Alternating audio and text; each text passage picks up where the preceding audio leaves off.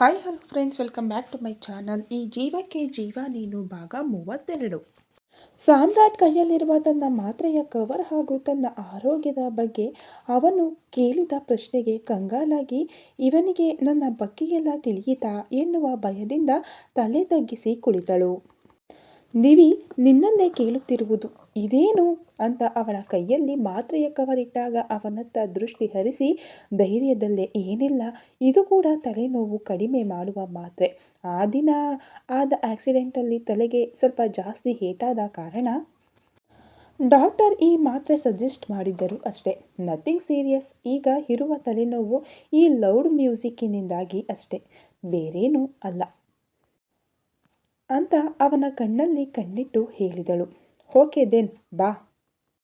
ಆಗಲೇ ಪ್ರೋಗ್ರಾಮ್ ಎಲ್ಲ ಮುಗಿಯಿತು, ಊಟ ಮಾಡೋಣ ಅನ್ನುತ್ತಾ ಅವಳ ಜೊತೆ ಮನೆಯವರಿದ್ದ ಕಡೆ ಹೆಜ್ಜೆ ಹಾಕಿದರೆ, ನನಗೆ ತಲೆನೋವಲ್ಲ, ಯಾವ ರೋಗ ಬಂದರೂ ಇವನ್ಯಾರು ಕೇಳಲು, ಸ್ಟುಪಿಡ್, ತನ್ನದೇ ಮದುವೆಯ ಜವಾಬ್ದಾರಿಯನ್ನು ಬಿಟ್ಟು ಮಾತ್ರೆಯ ಕವರ್ ಹಿಡಿದು CID ಕೆಲಸ ಮಾಡಲು ನನ್ನ ಹಿಂದೆ ಬಂದಿದ್ದಾನೆ ಅಂತ ಮನಸ್ಸಲ್ಲೇ ಅವನಿಗೆ ಬೈಯುತ್ತಾ ರಜಿನಿಯ ಹತ್ತಿರ ನಡೆದಳು. ಅಲ್ಲಿದ್ದ ಕೆಲಸದಾಳುಗಳು, ಮಕ್ಕಳ ಗೆಳೆಯರು ಹಾಗೂ ಮನೆಯವರಿಗೆ ಬಿಸಿ ಬಿಸಿಯಾದ ಊಟ ಸಪ್ಲೈ ಮಾಡಲು ಶುರು ಮಾಡಿದರು. ಅಖಿಲ್ ಅವನ ಗೆಳೆಯರ ಜೊತೆ ಕುಳಿತು ಊಟ ಮಾಡುತ್ತಾ, ಸಚ್ಚಿ, ಪಿಯೂಷ್ ಎಲ್ಲೋ?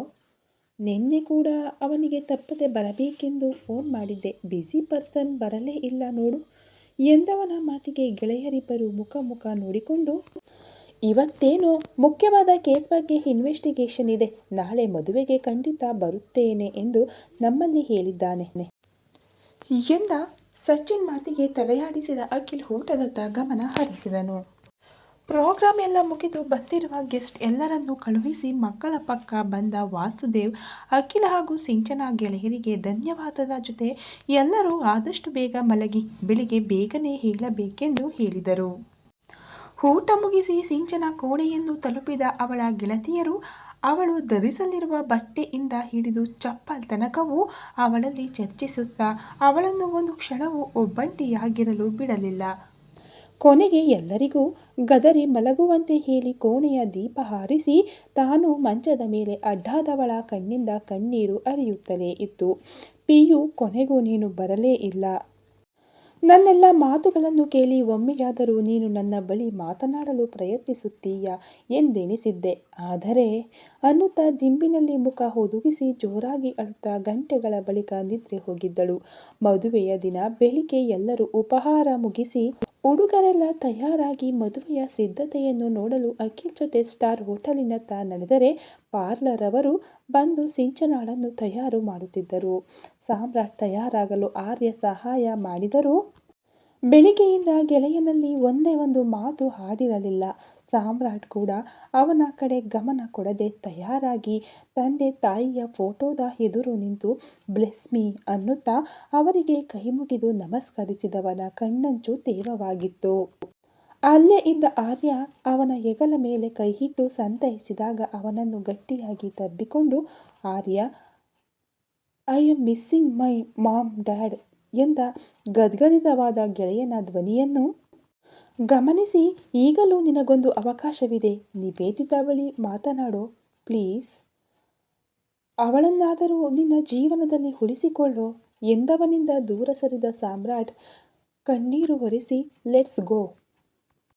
ಆಗಲೇ ತುಂಬ ತಡವಾಯಿತು ಅನ್ನುತ್ತಾ ಅಲ್ಲಿಂದ ಹೊರ ನಡೆದರೆ ಆರ್ಯ ಕೋಪದಲ್ಲಿ ಅಲ್ಲೇ ಇದ್ದ ಸುಗಂಧ ದ್ರವ್ಯ ಬಾಟಲಿಯನ್ನು ಗೋಡೆಗೆ ಬೀಸಿ ಎಸೆದು ತನ್ನ ಕೋಪವನ್ನು ನಿಯಂತ್ರಿಸಿಕೊಂಡು ಗೆಳೆಯನನ್ನು ಹಿಂಬಾಲಿಸಿದನು. ಸಾಮ್ರಾಟ್ ಜೊತೆ ಸಿಂಚನಾ ಕೂಡ ತಯಾರಾಗಿ ಬಂದು ಮಹಡಿಯಿಂದ ಇಳಿಯುತ್ತಿರುವ ಮಗಳು ಮತ್ತು ಅಳಿಯನನ್ನು ನೋಡಿದ ರಜಿನಿ ಕಣ್ಣೀರು ಹಾಕುತ್ತಾ ಗಂಡನ ಹೆಗಲಿಗೆ ಹೊರಗಿ, ಈ ಕ್ಷಣ ಅಣ್ಣ ಅತ್ತಿಗೆ ಇರಬೇಕಿತ್ತು ಕಣ್ರೀ, ನೋಡಿ ನಮ್ಮ ಮಕ್ಕಳು ಎಷ್ಟೊಂದು ಅಂದವಾಗಿ ಕಾಣುತ್ತಿದ್ದಾರೆ ಅಂತ ಕಣ್ಣೀರೊರೆಸಿ ದೂರದಿಂದಲೇ ಅವರ ದೃಷ್ಟಿ ತೆಗೆದರೆ ವಾಸುದೇವ್ ಮಡದಿಯನ್ನು ಸಮಾಧಾನಿಸಿ ಕೆಳಗಿಳಿದು ಬಂದ ಮಕ್ಕಳಿಬ್ಬರನ್ನು ಆಲಂಗಿಸಿ ದೇವರ ಮನೆಯೆದುರು ಇಬ್ಬರನ್ನು ನಿಲ್ಲಿಸಿದರು. ಅಲ್ಲೇ ಇದ್ದ ಪಂಡಿತರಲ್ಲಿ ಪೂಜೆ ಮಾಡಲು ಹೇಳಿ ದೇವರ ಆಶೀರ್ವಾದ ಪಡೆದು ಮಕ್ಕಳನ್ನು ಹೊರಗಡೆ ಕಾರಿನಲ್ಲಿ ಕೂರಿಸಿದವರು ನಿವೇದಿತಾಳಿಗೆ ಸುತ್ತಲೂ ಕಣ್ಣಾಡಿಸಿ ಒಳಗಡೆ ಬಂದು, ನಿವಿಯಲ್ಲಿ ಎಲ್ಲ ತಯಾರಾಗಿದ್ದಾರೆ ಎಂದವರ ಮಾತಿಗೆ ರಜನಿಯೂ ಕೂಡ ಆಚೀಚೆ ನೋಡಿ ಇರಿ ನೋಡಿ ಬರುತ್ತೇನೆ ಅಂತ ಮಹಡಿ ಹತ್ತಲು ಹೊರಟವರು ನೆರಿಗೆ ಚಿಮ್ಮಿಸುತ್ತಾ ಮೆಟ್ಟಿಲು ಇಳಿಯುತ್ತಿರುವ ಮಗಳನ್ನು ನೋಡಿ ಕಳೆದೇ ಹೋಗಿದ್ದರು. ಮಗಳು ಕೆಳಗಿಳಿದು ಬಂದಾಗ ಅವಳನ್ನು ಬಾಚಿ ತಬ್ಬಿದ ರಜನಿ ಮುದ್ದು ಮುದ್ದಾಗಿ ಅದೆಷ್ಟು ಅಂದವಾಗಿ ಕಾಣುತ್ತಿದ್ದೀಯ ಗೊತ್ತಾ, ಈ ತಾಯಿಯ ದೃಷ್ಟಿಯೇ ಆಗಬಹುದು ನಿನಗೆ ಇರು ಅನ್ನುತ್ತಾ ತನ್ನ ಕಣ್ಣಂಚಲ್ಲಿದ್ದ ಕಾಡಿಗೆ ತೆಗೆದು ಅವಳ ಕಿವಿಯ ಹಿಂದೆ ದೃಷ್ಟಿ ಬೊಟ್ಟು ಇಟ್ಟವರು ಹಣೆಗೊಂದು ಮುತ್ತಿಟ್ಟು ಬಾ ಹೋಗೋಣ ಎಂದು ಮುಂದೆ ನಡೆದವರ ಕೈ ಹಿಡಿದ ನಿವೇದಿತಾ, ಅಮ್ಮ ನೀವೆಲ್ಲ ಹೋಗಿರಿ ಮುಂದೆ, ಅಖಿಲ್ ಈಗಷ್ಟೇ ಫೋನ್ ಮಾಡಿ ಬಟ್ಟೆ ಬದಲಾಯಿಸಲು ಮನೆಗೆ ಬರುತ್ತಿದ್ದೇನೆ ಎಂದು ಹೇಳಿದ, ಅವನ ಜೊತೆ ಬರುತ್ತೇನೆ ಎಂದವಳ ಮಾತಿಗೆ ಒಪ್ಪಿ ತಲೆ ಆಡಿಸಿದರೆ ಅಲ್ಲೇ ಇದ್ದ ವಾಸುದೇವ್ ಬಾ ಹೋಗೋಣ ಎಂದು ಮುಂದೆ ನಡೆದವರ ಕೈ ಹಿಡಿದಳು ನಿವೇದಿತಾ. ರಜನಿ ಹೇಳಿದ ಹಾಗೆ ತುಂಬ ಮುದ್ದಾಗಿ ಕಾಣುತ್ತಿದ್ದೀಯ ಅಂತ ಅವಳನ್ನು ಅಪ್ಪಿಕೊಂಡು ಅಖಿಲ್ ಬಳಿ ಬೇಗ ತಯಾರಾಗಲು ಹೇಳು, ಆದಷ್ಟು ಬೇಗ ಇಬ್ಬರು ಬನ್ನಿ ಎಂದು ಎಲ್ಲರೂ ಹೋಟೆಲಿನತ್ತ ನಡೆದರು. ಅವರೆಲ್ಲರನ್ನು ಹೊತ್ತ ಕಾರು ಅಲ್ಲಿಂದ ಹೊರಟಾಗ ನಿವೇದಿತಾ ಓಡುತ್ತಾ ಅಲ್ಲೇ ಇದ್ದ ತಂದೆ ತಾಯಿಯ ಕೋಣೆಯಲ್ಲಿನ ವಾಶ್ರೂಮ್ಗೆ ಹೋಗಿ ತಿಂದಿದ್ದ ಎಲ್ಲವನ್ನು ವಾಂತಿ ಮಾಡಿ ಆಯಾಸದಲ್ಲಿ ಅವರ ಮಂಚದ ಮೇಲೆ ಹೊರಳಿದವಳಿಗೆ ಜೋರಾಗಿ ತಲೆನೋವು ಶುರುವಾಗಿತ್ತು. ತಲೆಯನ್ನು ಹಿಡಿದುಕೊಂಡು ಅತ್ತಿತ್ತ ಹೊರಳಾಡುತ್ತಾ ಆಗುತ್ತಿರುವ ನೋವನ್ನು ಸಹಿಸಲು ಸೋತು ಅಳುತ್ತಿದ್ದವಳ ಪಕ್ಕ ಬಂದ ಮುನ್ನಿ ತನ್ನೊಡತಿಯನ್ನು ನೋಡಿ ಅಲ್ಲೇ ಬಾಗಿಲಲ್ಲಿ ಕುಳಿತಿತ್ತು. ಅಸ್ತವ್ಯಸ್ತವಾಗಿದ್ದ ಮನೆಯನ್ನು ಸ್ವಲ್ಪ ಕ್ಲೀನ್ ಮಾಡಿ ಆಮೇಲೆ ಎಲ್ಲ ಮದುವೆಗೆ ಬರಬೇಕೆಂದು ವಾಸುದೇವ್ ಮನೆಯ ಪ್ರತಿಯೊಬ್ಬ ಕೆಲಸದಾಳುಗಳಿಗೆ ಹೇಳಿದ್ದರು. ಅವರ ಮಾತಿನಂತೆ ಎಲ್ಲ ಅವರವರ ಕೆಲಸ ಹಂಚಿಕೊಂಡು ಇದ್ದ ವಾಸುದೇವ್ ಕೋಣೆ ಒಳಗಡೆ ಬಂದ. ಕೆಲಸದ ಹೆಂಗಸೊಬ್ಬಳು ಮಂಚದಲ್ಲಿ ಹೊರಳಾಡುತ್ತಿರುವ ನಿವೇದಿತಾಳನ್ನು ನೋಡಿ ಪಾಟೀಲಣ್ಣ ಎಂದು ಜೋರಾಗಿ ಕಿರುಚಿದಾಗ ಪಾಟೀಲ್ ಜೊತೆ 5-6 ಕೆಲಸದಾಳು ಆ ಕೋಣೆಯತ್ತ ಬಂದರು. ಅಣ್ಣ ಅಮ್ಮವ್ರು ನೋಡಿ ಅಂದಳು. ಅವಳ ಮುಖದಲ್ಲಿನ ಭಯ ನೋಡಿ ಕೋಣೆ ಒಳಗಡೆ ಬಂದ ಪಾಟೀಲ್ ಅಲ್ಲಿದ್ದ ನಿವೇದಿತಾ ಸ್ಥಿತಿ ನೋಡಿ ನಿವಿಯಮ್ಮ ಎಂದು ತಲೆ ಹಿಡಿದು ಅಳುತ್ತಿರುವವಳ ಸನಿಹ ಹೋಗಿ ಅವಳ ಕೈ ಹಿಡಿದು ಏನಾಯಿತು ನಿವಿಯಮ್ಮ, ಯಾಕೆ ಹೀಗೆ ಅಳುತ್ತಿದ್ದೀರಿ ಎಂದವನ ಮಾತಿಗೆ ತಲೆಯನ್ನು ಗಟ್ಟಿಯಾಗಿ ಹಿಡಿದು ಕಷ್ಟದಲ್ಲಿ ಎದ್ದು ಕುಳಿತವಳು ಅಳುತ್ತಾ ಅಣ್ಣ ಏನೋ ಗೊತ್ತಿಲ್ಲ, ತಲೆಗೆ ಯಾರೋ ಚೂರಿ ಚುಚ್ಚಿದ ಹಾಗೆ ಅನ್ನಿಸುತ್ತಿದೆ, ತುಂಬ ನೋವು ಅಣ್ಣ ಎಂದು ತೊದಲುತ್ತಲೇ ಕಣ್ಣೀರು ಹೊರೆಸುತ್ತಾ ಹೇಳಿದವಳ ಮಾತಿಗೆ ಭಯದಿಂದ 1 ನಿಮಿಷ ಈಗಲೇ ಅಪ್ಪ ಅವರಿಗೆ ಫೋನ್ ಮಾಡಿ ವಿಷಯ ತಿಳಿಸುತ್ತೇನೆ ಅಂತ ತಕ್ಷಣ ಅಲ್ಲಿಂದ ಹೊರಟವರ ಕೈ ಹಿಡಿದ ನಿವೇದಿತಾ ಆದಷ್ಟು ನೋವನ್ನು ಸಹಿಸಿಕೊಂಡು ಅಣ್ಣ ಫೋನೇನು ಬೇಡ, ಅಪ್ಪನ ಜೊತೆ ಉಳಿದವರೆಲ್ಲ ಮದುವೆಯಲ್ಲಿ ಬ್ಯುಸಿ ಇದ್ದಾರೆ, ಇನ್ನೇನು ಸ್ವಲ್ಪ ಹೊತ್ತಲ್ಲಿ ಅಖಿಲ್ ಕೂಡ ಬರುತ್ತಾನೆ, ಸದ್ಯಕ್ಕೆ ಒಂದು ಸ್ಟ್ರಾಂಗ್ ಕಾಫಿ ಮಾಡಿ ಕೊಡುತ್ತೀರಾ ಪ್ಲೀಸ್ ಎಂದವಳ ಮಾತು ಮುಗಿಯುವುದರ ಒಳಗಡೆ ಅಡಿಗೆ ಕೋಣೆ ಒಳಗಡೆ ಓಡಿದ ಪಾಟೀಲ್ ನಿಮಿಷಗಳ ಬಳಿಕ ಬಿಸಿ ಕಾಫಿ ಮಾಡಿ ಅವಳಿಗೆ ತಂದು ಕೊಟ್ಟನು. ಪಾಟೀಲನ್ನು ನಂಬಿಸಲು ಕಾಫಿಯನ್ನು ಗುಟುಕರಿಸುತ್ತಾ ಇದು ಕಾಫಿ ಕುಡಿದು ಕಡಿಮೆಯಾಗುವ ತಲೆನೋವು ಅಲ್ಲ ಅಣ್ಣ ಅಂತ ಮನಸ್ಸಲ್ಲೇ ಹೇಳಿಕೊಂಡು ಅಣ್ಣ ಸ್ವಲ್ಪ ಸರಿಯಾಯಿತು, ನಾನು ನನ್ನ ಕೋಣೆಯಲ್ಲಿರುತ್ತೇನೆ, ಅಖಿಲ್ ಬಂದರೆ ಪ್ಲೀಸ್ ನನ್ನ ತಲೆನೋವಿನ ಬಗ್ಗೆ ಅವನಲ್ಲಿ ಏನೂ ಹೇಳಬೇಡಿ ಅನ್ನುತ್ತಾ ಕಷ್ಟದಲ್ಲೇ ಮೆಟ್ಟಿಲು ಹತ್ತಿ ತನ್ನ ಕೋಣೆ ಸೇರಿ ಮಾತ್ರೆಯ ನೆನಪಾದಾಗ ಒಂದೇ ಸಲ 2 ಮಾತ್ರೆಯನ್ನು ನುಂಗಿ ನೀರು ಕುಡಿದು ಅಲ್ಲೇ ಇದ್ದ ಸೋಫಾಕ್ಕೆ ಒರಗಿ ಕುಳಿತಳು. ಸ್ವಲ್ಪದರಲ್ಲಿ ಬಂದ ಅಖಿಲ್ ತಾನು ತಯಾರಾಗಿ ಪಾಟೀಲ್ ಮಾತಿನಂತೆ ನಿವೇದಿತಾ ಕೋಣೆಗೆ ಬಂದಾಗ ಕನ್ನಡಿ ಎದುರು ನಿಂತವಳನ್ನು ನೋಡಿ wow Nivi, you looking stunning, ಇವತ್ತು ಮದುವೆ ಮನೆಯಲ್ಲಿ ನಿನಗೆ ಕಡಿಮೆ ಎಂದರೂ 10 ಪ್ರಪೋಸಲ್ ಕನ್ಫರ್ಮ್ ಆಗಿ ಬರುತ್ತದೆ, ಗೆಟ್ ರೆಡಿ ಫಾರ್ ಮ್ಯಾರೇಜ್ ಅಂತ ಕಣ್ಣು ಮಿಟುಕಿಸಿ ನುಡಿದವನ ಮಾತಿಗೆ ನಕ್ಕು ತರಲೆ ಇದೇ ಆಯ್ತು ನಿಂದು, ಬಾ ಹೋಗೋಣ ಅನ್ನುತ್ತಾ ಇಬ್ಬರು ಹೋಟೆಲಿನತ್ತ ಹೊರಟರು. ಹೋಟೆಲ್ ಒಳಗಿನ ಮದುವೆಯ ಹಾಲನ್ನು ನೋಡಿ ಕಣ್ಣರಳಿಸಿ ನಿಂತ Nivedita wow Akhil, amazing decoration, ಸುತ್ತಲೂ ಇರುವ ವೈಭವದ ಅಲಂಕಾರವನ್ನೆಲ್ಲ ಒಮ್ಮೆ ನೋಡಿ ಮಂಟಪದತ್ತ ದೃಷ್ಟಿ ಹರಿಸಿದಾಗ ಅಲ್ಲಿ ಮದುಮಗನ ಸ್ಥಾನದಲ್ಲಿ ಸಾಮ್ರಾಟ್ ಕುಳಿತು ಮಾಡುತ್ತಿರುವ ಶಾಸ್ತ್ರವನ್ನು ನೋಡಿದವಳ ಕಣ್ಣು ಮಂಜಾದರೂ ತಕ್ಷಣ ತಿರುಗಿ ಸಿಂಚು ರೂಮ್ ಎಂದವಳನ್ನು ಸಿಂಚನಾಳ ಹತ್ತಿರ ಬಿಟ್ಟು ಮಾನ್ಯತಾಳನ್ನು ಕರೆತರಲು ಅವಳ ಮನೆಯತ್ತ ನಡೆದನು. ಮಾನ್ಯತಾ ತಯಾರಾಗಿ ತಾಯಿಯಲ್ಲಿ 10 ಬಾರಿ ತಾನು ಹೇಗೆ ಕಾಣುತ್ತಿದ್ದೇನೆ ಎಂದು ಕೇಳಿದವಳ ತಲೆಗೆ ಮೊಟಕಿ ಅದೆಷ್ಟು ಸಲ ಕೇಳಿದ್ದನ್ನೇ ಕೇಳುತ್ತೀಯ, ನೀನು ಎಷ್ಟು ಅಂದವಾಗಿ ತಯಾರಾದರೂ ನನ್ನ ಇನ್ನೊಬ್ಬಳು ಮಗಳೆದುರು ಸಪ್ಪೆಯೇ ಬಿಡು ಅಂತ ನಸು ನಕ್ಕವರನ್ನು ಹಿಂದಿನಿಂದ ಆಲಂಗಿಸಿದ ಮಾನ್ಯತಾ. ಅದು ಹೌದು, ನನ್ನದೇ ಎಲ್ಲರಿಗಿಂತ ಬೆಸ್ಟ್ ಅಂತ ಅಕ್ಕನನ್ನು ಹೊಗಳುತ್ತಾ ನಿಂತವಳಿಗೆ ಕಾಲಿಂಗ್ ಬೆಲ್ ಸದ್ದು ಎಚ್ಚರಿಸಿ ಬಾಗಿಲ ಪಕ್ಕ ನಡೆದವಳಿಗೆ ನೆನ್ನೆಯ ಅಖಿಲ್ ವರ್ತನೆ ನೆನಪಾದಾಗ ಕೆನ್ನೆಯ ರಂಗು ಬದಲಾಗಿ ಅವಳ ಎದೆ ಬಡಿತ ಜೋರಾಗಿತ್ತು. ತನ್ನನ್ನು ಸಾವರಿಸಿಕೊಂಡು ನಿಧಾನವಾಗಿ ಬಾಗಿಲು ತೆರೆದು ಎದುರು ನಿಂತವನನ್ನು ನೋಡಿ ಕಣ್ರೆಪ್ಪೆ ಮುಚ್ಚುವುದನ್ನೇ ಮರೆತಿದ್ದಳು. ಅವನು ಕೂಡ ಅವಳನ್ನೊಮ್ಮೆ ಕಣ್ತುಂಬಿಕೊಂಡು ಮನೆಯೊಳಗಡೆ ಇಣುಕಿ ಅವಳ ತಾಯಿ ಕಾಣದಿದ್ದಾಗ ತಕ್ಷಣ ಅವಳ ಹಣೆಗೆ ಚುಂಬಿಸಿ ದೂರ ಸರಿದನು. ಮಾನ್ಯತಾ ಗಾಬರಿಯಲ್ಲಿ ಹಿಂದೆ ತಿರುಗಿದಾಗ ಅಲ್ಲಿ ತಾಯಿ ಇರಲಿಲ್ಲ. ನಿಟ್ಟುಸಿರು ಹೊರಚೆಲ್ಲಿ, ಸರ್, ಇದೆಲ್ಲ ತಪ್ಪು ಎಂದವಳನ್ನು ಯವೆ ಇಕ್ಕದೆ ನೋಡುತ್ತಾ ಅವಳ ಮಾತಿಗೆ ನಸುನಕ್ಕು. ಹೌದು, ಹೀಗೆಲ್ಲ ಅಂದವಾಗಿ ಸೀರೆಯುಟ್ಟು ನನ್ನ ಹೊಟ್ಟೆ ಉರಿಸುವುದು ಕೂಡ ತಪ್ಪು ಎಂದು ಕಷ್ಟೊಡೆದು ಹೇಳಿ, ಲೆಟ್ಸ್ ಮೂವ್, ಆಗಲೇ ಲೇಟಾಗಿದೆ.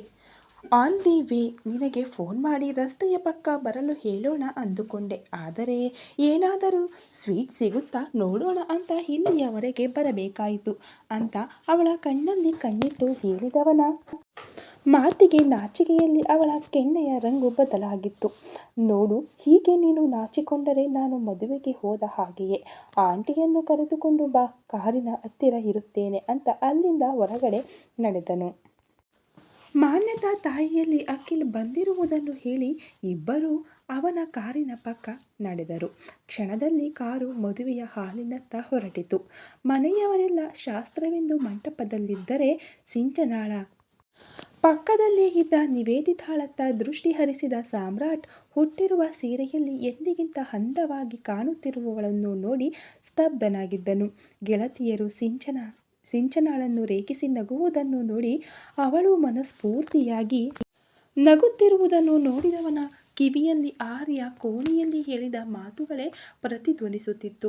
ನಗುತ್ತಾ ಸಾಮ್ರಾಟ್ ಅತ್ತ ನೋಟ ಹರಿಸಿದ ನಿವೇದಿತಾ ಅವನು ತನ್ನನ್ನೇ ನೋಡುತ್ತಿರುವುದರ ಅರಿವಾದಾಗ ತುಸು ಗಾಬರಿಯಾದರೂ ಅವಳು ನಗು ನಿಲ್ಲಿಸಿ ಕಣ್ಸನ್ನೆಯಲ್ಲೇ ಅವನಲ್ಲಿ ಏನೆಂದು ಕೇಳಿದಾಗ ಏನಿಲ್ಲವೆಂದು ನಸುನಕ್ಕನು. ಸ್ವಲ್ಪ ಹೊತ್ತು ಅವರ ಜೊತೆಗಿದ್ದ ನಿವೇದಿತಾ ಆಗುತ್ತಿರುವ ತಲೆನೋವನ್ನು ಸಹಿಸಲಾಗದೆ ಬಾಯಾರಿಕೆಯ ನೆಪ ಹೇಳಿ ಅಲ್ಲಿಂದ ಕೆಳಗಿಳಿದು ಸ್ವಲ್ಪ ಹೊತ್ತು ಸ್ಟಾರ್ ಹೋಟೆಲ್ ಎದುರಿನ ಗಾರ್ಡನ್ನಲ್ಲಿ ತಿರುಗುತ್ತಾ ಆದಷ್ಟು ತನ್ನನ್ನು ಸಂಭಾಳಿಸಿಕೊಂಡವಳು. ಆಗಷ್ಟೇ ಅಖಿಲ್ ಜೊತೆ ಬಂದ ಮಾನ್ಯತಾ ಹಾಗೂ ಅವಳ ತಾಯಿ ಪೂರ್ಣಿಮಾರ ಜೊತೆ ಪುನಃ ಮದುವೆಯ ಹಾಲಿನತ್ತ ನಡೆದಳು. ತಾಯಿ ಮಗಳ ಜೊತೆ ಒಂದೆರಡು ನಿಮಿಷ ಕುಳಿತಿದ್ದವಳ ಪಕ್ಕ ಬಂದ ಅಖಿಲ್ ಅಪ್ಪನ ಫ್ರೆಂಡ್ಸ್ ಜೊತೆ VIP ಗೆಸ್ಟ್ ಬಂದಿರುವುದನ್ನು ಹೇಳಿ ನಿವೇದಿತಾಳ ಜೊತೆ ಅವರತ್ತ ನಡೆದನು. ಕುಟುಂಬ ಸಮೇತರಾಗಿ ಬಂದ ಅವರೆಲ್ಲರ ಬಳಿ ಮಾತನಾಡುತ್ತಿರುವಾಗ ಅಖಿಲ್ ಮಾತಿನಂತೆ ಒಂದಿಬ್ಬರು ನಿವೇದಿತಾ ಬಗ್ಗೆ ಪೂರ್ತಿಯಾಗಿ ವಿಚಾರಿಸುತ್ತಾ ಅವಳಿಗೆ ತಮ್ಮ ಗಂಡು ಮಕ್ಕಳ ಪರಿಚಯ ಮಾಡಿಸುತ್ತಿದ್ದರು. ಅಖಿಲ್ ಅವಳತ್ತ ನೋಡಿ ಕಣ್ಣು ಮಿಟುಕಿಸಿದರೆ ನಿವೇದಿತಾ ಆಗುತ್ತಿರುವ ತಲೆ ನೋವಿನ ನಡುವೆ ಇವರದೊಂದು ಕರ್ಮ ಎಂದುಕೊಂಡು ಅವರೆಲ್ಲರ ಪ್ರಪೋಸಲನ್ನು ನಯವಾಗಿ ತಿರಸ್ಕರಿಸಿದಳು. ಇತ್ತ ಪಂಡಿತರ ಆಜ್ಞೆಯಂತೆ ವಧುವರ ಮಂಟಪದಲ್ಲಿ ಹಾರ ಬದಲಾಯಿಸಲು ಸಜ್ಜಾಗುತ್ತಿದ್ದರೆ ವಾಸುದೇವ್ ಕೆಳಗಿಳಿದ ಮಕ್ಕಳನ್ನು ಮೇಲೆ ಕರೆದರು. ನಿವೇದಿತಾ ಅಖಿಲ್ ಜೊತೆ ಆರ್ಯ ಹಾಗೂ ಅವರ ಗೆಳೆಯರೆಲ್ಲ ಮಂಟಪದ ಪಕ್ಕ ಬಂದು ನಿಂತರು. ಸಾಮ್ರಾಟ್ ಹಾಗೂ ಸಿಂಚನ ಒಬ್ಬರ ಎದುರು ಇನ್ನೊಬ್ಬರು ನಿಂತು ನಿಮಿಷಗಳಾದರೂ ಒಮ್ಮೆ ಮಾತ್ರ ಒಬ್ಬರನ್ನೊಬ್ಬರು ನೋಡಿಕೊಂಡು ನಸು ನಕ್ಕಿದ್ದು ಬಿಟ್ಟರೆ ಮತ್ತೆ ಇಬ್ಬರ ನೋಟಗಳು ಒಂದಾಗಲೇ ಇಲ್ಲ. ಪಂಡಿತರು ಸಿಂಚನಾಳ ಬಳಿ ಸಾಮ್ರಾಟನಿಗೆ ಮೊದಲು ಹಾರ ಹಾಕುವಂತೆ ಹೇಳಿದಾಗ ಅವನ ಹಿಂದೆ ನಿಂತ ಆರ್ಯ ಹಾಗೂ ಉಳಿದವರು ಅವನನ್ನು ಎತ್ತಿದರೆ ಸಿಂಚನ ಹಿಂದೆ ಇದ್ದ ಅಖಿಲ್ ಹಾಗೂ ಅವನ ಗೆಳೆಯರು ತಾವು ಕಮ್ಮಿ ಇಲ್ಲ ಎನ್ನುವಂತೆ ಸಿಂಚನಾಳನ್ನು ಎತ್ತಿ ಹಾರ ಹಾಕುವಂತೆ ಹೇಳಿದರು. ಇಬ್ಬರು ಹಾರ ಬದಲಾಯಿಸಿದಾಗ ಮಕ್ಕಳ ಚೇಷ್ಟೆಗೆ ಎಲ್ಲರಿಗೂ ನಗು ಬಂದಿತ್ತು. ಒಂದೆರಡು ಶಾಸ್ತ್ರಗಳ ಬಳಿಕ ಪಂಡಿತರು ಮುಂದಿನದ್ದು ಮಾಂಗಲ್ಯ ಧಾರಣೆ ಎಂದಾಗ ಸಿಂಚನ ತಟಸ್ಥಳಾಗಿ ಕುಳಿತರೆ ಸಾಮ್ರಾಟ್ ಒಮ್ಮೆ ಭಯದಿಂದ ಕಂಪಿಸಿದನು. ನಿವೇದಿತಾ ಅಪ್ಪನ ಕಿವಿಯ ಬಳಿ ಆದಿತ್ಯ ಫ್ಯಾಮಿಲಿ ಜೊತೆಗೆ ಹೋಟೆಲ್ ಹೊರಗಡೆ ಇದ್ದಾನೆ, ಅವನನ್ನು ಕರೆತರುತ್ತೇನೆ ಎಂದು ಹೇಳಿ ಕೆಳಗಿಳಿದು ಹೋದರೆ ಸಾಮ್ರಾಟ್ ಕಣ್ಣುಗಳು ಅವಳನ್ನೇ ಹಿಂಬಾಲಿಸುತ್ತಿತ್ತು. ಕ್ಷಣದಲ್ಲಿ ಆದಿತ್ಯನ ಜೊತೆ ನಗುತ್ತಾ ಮಾತನಾಡುತ್ತಾ ಬರುತ್ತಿದ್ದವಳನ್ನು ಎವೆ ಇಕ್ಕದೆ ನೋಡುತ್ತಿದ್ದವನಿಗೆ ಪಂಡಿತರು ಹೇಳುತ್ತಿರುವ ಮಂತ್ರ ಹಾಗೂ ಮಾತಿನತ್ತ ಗಮನವೇ ಇರಲಿಲ್ಲ. ಅವಳ ಬಗ್ಗೆಯೇ ಯೋಚಿಸುತ್ತಿದ್ದವನಿಗೆ ಅವಳೊಂದಿಗೆ ಕಳೆದ ದಿನಗಳು ಕಣ್ಣೆದುರು ಹಾದು ಹೋದಾಗ ಅವನ ಕಣ್ಣಂಚು ತೇವವಾಗಿತ್ತು. ಇನ್ನೊಂದು 10 ನಿಮಿಷ ಅಷ್ಟೇ ಶ್ರದ್ಧಾ, ನಿನ್ನನ್ನು ಶಾಶ್ವತವಾಗಿ ಕಳೆದುಕೊಳ್ಳುತ್ತಿದ್ದೇನೆ. ನನ್ನೊಳಗಡೆ ಈಗಲೂ ನಿನ್ನನ್ನು ಪಡೆಯುವಷ್ಟು ಪ್ರೀತಿ ಇದೆ. ಮನೆಯವರನ್ನು ಒಪ್ಪಿಸಿ ನಿನ್ನ ಕೈ ಹಿಡಿಯುವ ಸಾಮರ್ಥ್ಯ ಕೂಡ ಇದೆ. ಆದರೆ ಒಮ್ಮೆ ನನ್ನಿಂದ ಹಾಳಾದ ನಿನ್ನ ಬದುಕನ್ನು ಆ ದೇವರು ನನ್ನವರಿಂದಲೇ ಸರಿಪಡಿಸಿದ್ದಾನೆ. ನಾನು ನಿನ್ನ ಪಾದದ ಅಡಿಯಲ್ಲಿ ತಂದಿಡಬೇಕೆಂದಿದ್ದ ಖುಷಿ, ಸುಖ ಎಲ್ಲವೂ ಆಂಟಿ ಅಂಕಲ್ ಮೂಲಕ ನಿನಗೆ ಸಿಕ್ಕಿದೆ. ಹಾಗಿರುವಾಗ ಈ ನಿನ್ನ ಹೊಸ ಜೀವನದ ಮೇಲೆ ಮತ್ತೊಮ್ಮೆ ಈ ಪಾಪಿಯ ನೆರಳು ಕೂಡ ಬೀಳಬಾರದೆಂದು ನಿನ್ನಿಂದ ದೂರವೇ ಉಳಿದು ಬಿಟ್ಟೆ ಅಂತ ಕಣ್ಮುಚ್ಚಿ ತನ್ನೆಲ್ಲ ದುಃಖವನ್ನು ನುಂಗಿಕೊಂಡು ಕೊನೆಯ ಬಾರಿ ಎನ್ನುವಂತೆ ನಿವೇದಿತಾಳನ್ನು ಕಣ್ತುಂಬಿಕೊಳ್ಳುತ್ತಿದ್ದನು. ಆದಿತ್ಯ ಮತ್ತು ಅವನ ಫ್ಯಾಮಿಲಿಯ ಬಳಿ 1-2 ನಿಮಿಷ ಮಾತನಾಡಿ ಅವರನ್ನು ಅಲ್ಲೇ ಮಧ್ಯೆ ಖಾಲಿಯಿದ್ದ ಕುರ್ಚಿಯಲ್ಲಿ ಕೂರಿಸಿದ ನಿವೇದಿತಾ ಆಮೇಲೆ ಸಿಗುತ್ತೇನೆ ಎಂದು ಇನ್ನೇನು ಮಂಟಪದತ್ತ ಹೆಜ್ಜೆ ಹಾಕಬೇಕು ಎನ್ನುವಾಗ ಒಮ್ಮೆಲೆ ಕಣ್ಣೆದುರು ಕತ್ತಲೆ ಆವರಿಸಿದಂತಾಗಿ ವಾಲಾಡುತ್ತಾ 10 ಹೆಜ್ಜೆ ಇಟ್ಟವಳು ಆಧಾರಕ್ಕಾಗಿ ಅಲ್ಲೇ ಇದ್ದ ಕುರ್ಚಿ ಹಿಡಿದು ತನ್ನನ್ನೊಮ್ಮೆ ಸಾವರಿಸಿಕೊಂಡು ಕಣ್ಣೆರಡನ್ನು ತೆಕ್ಕಿಕೊಂಡು ಸರಿಯಾಗಿ ನಿಂತು ಮುಂದೆ 4-5 ಹೆಜ್ಜೆ ಕಷ್ಟಪಟ್ಟು ಇಟ್ಟವಳು ಕ್ಷಣದಲ್ಲೇ ನೆಲಕ್ಕೆ ಉರುಳಿದಾಗ ಅವಳತ್ತಲೇ ದೃಷ್ಟಿ ನೆಟ್ಟಿದ್ದ ಸಾಮ್ರಾಟ್ ನಿವೇದಿತಾ ಎಂದು ಜೋರಾಗಿ ಕೂಗುತ್ತಾ ತಾನಿರುವ ಸ್ಥಿತಿಯನ್ನು ಮರೆತು ತಲೆಯಲ್ಲಿದ್ದ ಪೇಟ ಹಾಗೂ ಕೊರಳಲ್ಲಿದ್ದ ಹಾರವನ್ನು ತೆಗೆದು ಎಸೆಯುತ್ತಾ ಮಂಟಪದಿಂದ ಕೆಳಗಿಳಿದು ಸೀದಾ ಅವಳತ್ತ ಓಡಿ ಬಂದರೆ ಕ್ಷಣದಲ್ಲಿ ಬದಲಾದ ಸಾಮ್ರಾಟ್ ವರ್ತನೆ ನೋಡಿ ಎಲ್ಲರ ಕಣ್ಣೋಟ ಅವನನ್ನು ಹಿಂಬಾಲಿಸಿದಾಗ ಅಲ್ಲೇ ಬಿದ್ದ ನಿವೇದಿತಾಳನ್ನು ನೋಡಿ ವಾಸುದೇವ್, ರಜನಿ, ಅಖಿಲ್ ಗಾಬರಿಯಲ್ಲಿ ಅವಳತ್ತ ದೌಡಾಯಿಸಿದರು. ಕುಳಿತಲ್ಲಿಂದ ಎದ್ದೇಳಲು ಹೊರಟ ಸಿಂಚನಾಳನ್ನು ಪಂಡಿತರು ಹೇಳದಂತೆ ತಡೆದಾಗ ನಿವೇದಿತಾ ಸ್ಥಿತಿ ನೆನಪಿಸಿಕೊಂಡು ಗಾಬರಿಯಲ್ಲಿ ಅಲ್ಲೇ ಕುಳಿತು ಚಡಪಡಿಸುತ್ತಿದ್ದಳು. ನಿವೇದಿತಾಳ ಪಕ್ಕ ಓಡಿ ಬಂದ ಸಾಮ್ರಾಟ್ ಅವಳನ್ನು ತನ್ನ ತೆಕ್ಕೆಗೆ ತೆಗೆದುಕೊಂಡು ಗಾಬರಿಯಲ್ಲಿ ನಿವಿ ನೋಡಿಲ್ಲಿ ಏನಾಯಿತು ನಿನಗೆ ಅಂತ ಅವಳನ್ನು ಅಲುಗಿಸಿ ಕೆನ್ನೆ ತಟ್ಟಿ ಎಷ್ಟು ಪ್ರಯತ್ನಿಸಿದರೂ ಅವಳಿಂದ ಯಾವುದೇ ಪ್ರತಿಕ್ರಿಯೆ ಇರಲಿಲ್ಲ. ಅವರ ಪಕ್ಕ ಬಂದ ವಾಸುದೇವ್, ಅಖಿಲ್ ಕೂಡ ಅವಳ ಮುಖದ ಮೇಲೆ ನೀರನ್ನು ಚಿಮುಕಿಸಿ ನಿವೇದಿತಾಳನ್ನು ಎಚ್ಚರಿಸಲು ಸೋತು ಅವಳು ಕಣ್ಣು ಬಿಡದಿದ್ದಾಗ ಎಲ್ಲರಿಗೂ ಒಮ್ಮೆ ಭಯವಾಗಿತ್ತು. ಸಾಮ್ರಾಟ್ ಕೊನೆಯ ಪ್ರಯತ್ನ ಎನ್ನುವಂತೆ ಶ್ರದ್ಧಾ, ಪ್ಲೀಸ್ ಶ್ರದ್ಧಾ ಎದ್ದೇಳು, ಏನಾಯಿತು ನಿನಗೆ ಅನ್ನುತ್ತಾ ಎದೆಗೆ ಅವಳನ್ನು ಅವುಚಿಕೊಂಡು ಅಳುತ್ತಿರುವವನನ್ನು ನೋಡಿದ ವಾಸುದೇವರಿಗೆ ದೊಡ್ಡ ಆಘಾತವಾಗುವುದರ ಜೊತೆ ಅವರ ಮನಸ್ಸಲ್ಲಿ ಎಂದೋ ಹುದುಗಿ ಹೋಗಿದ್ದ ಭಯ ಅವರನ್ನು ಮತ್ತೊಮ್ಮೆ ಆವರಿಸಿಕೊಂಡರೂ ಕ್ಷಣದಲ್ಲಿ ಅವರ ಹಾಗೂ ಮಗಳ ನಡುವಿನ ಬಾಂಧವ್ಯ ನೆನಪಾದಾಗ ಸಾಮ್ರಾಟ್ ಹೆಗಲು ಮುಟ್ಟಿ ಸಂತೈಸುತ್ತಾ ಅವರು ಮಗಳನ್ನು ಎಚ್ಚರಿಸಲು ಪ್ರಯತ್ನಿಸುತ್ತಿದ್ದರೆ ಸಾಮ್ರಾಟ್ ಅಳುತ್ತಾ, ಅಂಕಲ್ ಗಾಡಿ ತೆಗೆಯಿರಿ ಪ್ಲೀಸ್, ನನ್ನ ಶ್ರದ್ಧಾಳಿಗೆ ಏನೂ ಆಗಿದೆ, ತುಂಬ ದಿನದಿಂದ ಅವಳ ಆರೋಗ್ಯ ಸರಿಯಿಲ್ಲ, ಪ್ಲೀಸ್ ಆಸ್ಪತ್ರೆಗೆ ಹೋಗೋಣ ಅಂತ ಅವಳನ್ನು ಎತ್ತಿಕೊಂಡು ಅಲ್ಲಿಂದ ಹೊರಟವನನ್ನು ಆರ್ಯ ತಡೆದಿದ್ದನು.